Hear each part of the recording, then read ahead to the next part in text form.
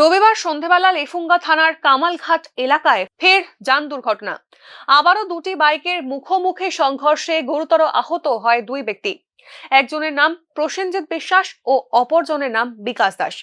জানা গিয়েছে, বছর 37-এ প্রসেনজিৎ পেশায় একজন রাজমিস্ত্রি। তিনি বিবাহিত।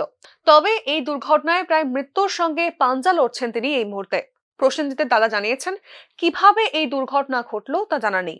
তবে প্রাথমিকভাবে অনুমান করা হচ্ছে, বৃষ্টির কারণে রাস্তা পিচ্ছিল থাকায় তিনি বাইকের ব্রেক জোরে চেপে দিয়েছিলেন, আর তাতেই টাল সামলাতে না পেরে এই ভয়াবহ দুর্ঘটনা ঘটে। ঘটনাটা কালকে বিকাল প্রায় 6:30 পৌনে 7টা বাজে।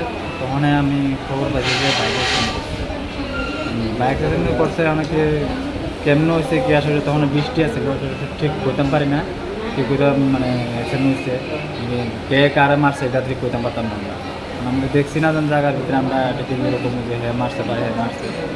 তো দুই বাইকের মুখোমুখি হয়েছে। তারপরে তো হসপিটাল খবর পাইলাম, আমি ডাইরেক্ট হসপিটালে। কয়জন ডান হয়েছে হসপিটালে? দুজনে আনা হয়েছে। বাইক দুজন ডান হয়েছে। ওনার নাম কি? ওনার নাম প্রসেনজিৎ বিশ্বাস। বয়স কত? বয়স এমন 37। কি করে কাজ? কি করে? রাজমিস্ত্রির কাজ। বাড়ি কুলাবাগান 13 নম্বর। ঠিক একইভাবে বিকাশ দাসের পরিবারের তরফে জানা গিয়েছে, বছর 35-এর বিকাশও রবিবার বাইকে চড়ে বাড়ি ফিরছিলেন। তার বাড়ি কামালঘাট শান্তিপাড়ায়। তবে প্রসেনজিতের সঙ্গে বাইকের ধাক্কায় সে এখন গুরুতর আহত অবস্থায় জিবি হাসপাতালে চিকিৎসাধীন।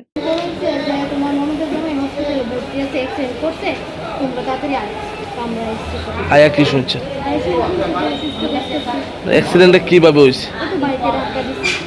উনি কি বাইকে আসলো? এরপরে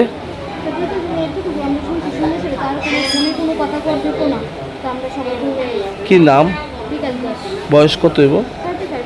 বাড়ি কামালঘাট। কোন জায়গাতে হয়েছে ঘটনাটা? যে বাড়ি দিচ্ছে ও কি বাইকে আসলো না গাড়ি আসলো? রাজ্যে একের পর এক যান দুর্ঘটনা। প্রতিদিন সড়ক দুর্ঘটনায় প্রাণ হারাচ্ছেন কেউ না কেউ।